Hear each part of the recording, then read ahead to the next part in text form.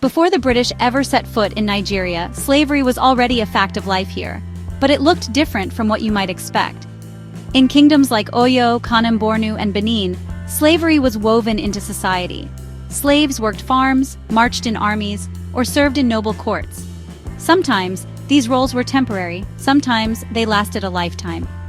But then, in the 15th century, the world changed. European ships, Portuguese, British, Dutch, began appearing on West Africa's horizon.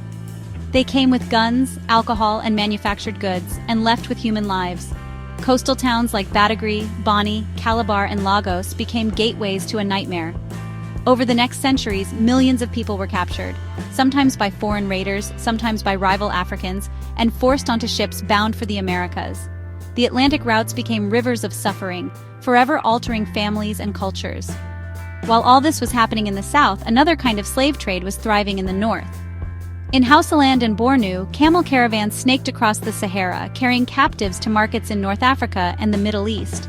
These slaves ended up as soldiers, servants, or concubines in faraway lands.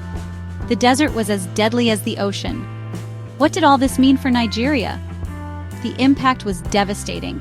Communities were ripped apart, wars were sparked and fueled by the hunger for captives.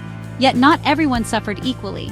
Some kingdoms, like the Arrow Confederacy or the Kingdom of Bonny, profited, growing wealthy and powerful from the misery of others. By the 19th century, the tide began to turn.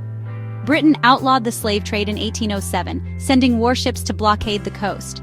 Missionaries and colonial authorities called for legitimate trade: palm oil, cocoa, new crops.